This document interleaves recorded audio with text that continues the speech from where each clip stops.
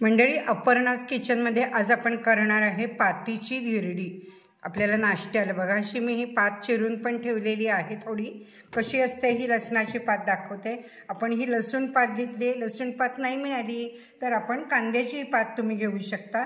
असे हे छोटे लसणाचे गड्डे असतात, त्याचं वरचं हे मी साल काढून टाकते आणि ही पात घेते. साधारण थंडीच्या दिवसामध्ये पात डिसेंबरपासून लसणाची पात मिळू लागते.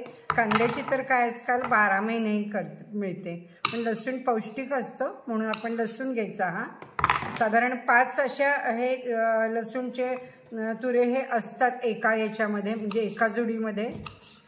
कांद्याचे कसे भरपूर असतात तसं नसतं याचं. तर ही अशी आपण सगळी चिरून घ्यायची आणि मग आपण मिक्सरला हे फिरवून घ्यायची, कारण ही चरचरीत असते. कांद्याची घेतली तर मात्र घेऊ नका मिक्सरला, कारण ती मऊ असते. ती फक्त बारीक चिरून घ्या. ही अशी मी थोडी मोठी चिरली आहे, कारण मला मिक्सरला फिरवायचीच आहे. ही थोडी मी आधी चिरून ठेवली. ही यामध्ये आपल्याला जिरं घालायचं आहे, थोडंसं चवीला जिरं छान. थोडासा मी हिंग, हळद थोडी घालणार आहे. बघा, हिंगही घातला यामध्येच. त्यानंतर हळदही थोडीशी घालणार आहे आणि आपण हे थोडं पाणी घालून मिक्सरला फिरवून घेऊया.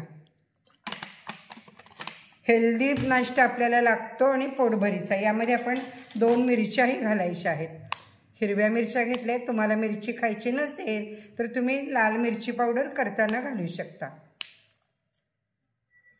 असे सगळं आपण मिक्सरला फिरवून घ्यायचं आहे. पाहू शकता तुम्ही, बघा किती छान ही पात अशी मिक्सरला फिरवल्यावर झालेली आहे. तुम्हाला मी सुरुवातीलाच सांगितलं की लसूणची पात फिरवून घ्या आणि कांद्याची असेल तर फक्त बारीक चिरा. इथे कोथिंबीर घालायची आहे आपल्याला. त्यानंतर आपण चवीसाठी मीठ. साधारण एक 5-6 धिरड्यांसाठी आपल्याला 5 पात पुरतात, म्हणजे साधारण एक जोडी, 5ची एक जोडी जनरली असते आमच्या इथे तरी.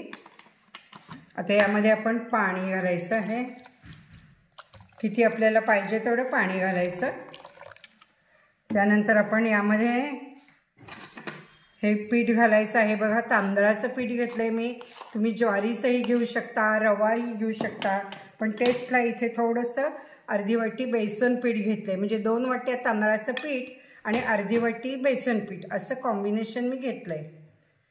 तुम्हाला रवा घेतला तर जरा वेळ भिजवून ठेवायला लागेल हा मात्र. आणि दुसरं ज्वारीचंही पीठ चालू शकतो.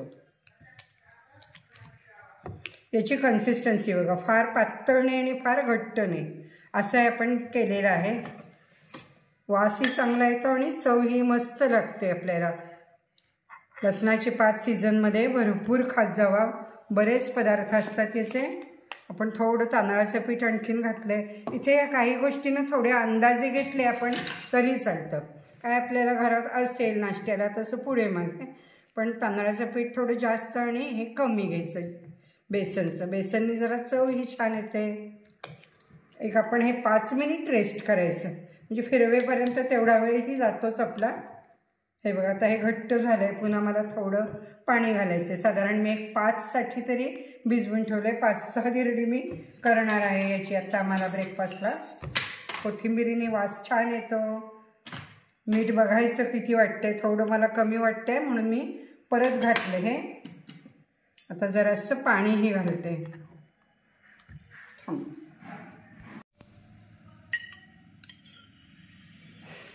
आता इथे मी नॉनस्टिक पॅन गरम करत ठेवलं आहे. तवा घेतला तरी चालेल. थोडंसं आपण तेल याच्यावरती टाकून घ्यायचं आणि आपण आता ही अशी मस्त धिरडी करायची आहे. बघा, याची कन्सिस्टन्सी फार घट्ट नाही, फार पातळ नाही, आणि ही अशी एक पळीने घालते. थोडं हे जाडच होतं असं पसरायचं आपण, म्हणजे मग ते पातळ होतं. झाकण गरज वाटली तर ठेवा, पण फारशी काही आवश्यकता नसते. थोडं पुन्हा कडेने मी तेल घातलेलं आहे. अशी ही तांदळाची पातीची आपण धिरडी केलेली आहे. व्हिडिओ कसा वाटतोय ते नक्की लाईक करा. आणखीन आपण ह्या रेसिपी वेगवेगळ्या करणार आहे. 2 मिनिट आपण हे साधारण ठेवलेलं आहे. सुटायला लागलं की आपल्याला कळतं आणि आपण आता हे उलटायचं आहे. किती छान रंग आलाय बघा. ब्राऊन असा बाजूनी व्हायला पाहिजे. अगदी साधा सोपा पटकन होणारा हा नाश्ता आहे. रेसिपी आवडली तर नक्की लाईक करा आणि जर सबस्क्राईब केलं नसेल तर सबस्क्राईब करून बेल आयकॉनही क्लिक करा.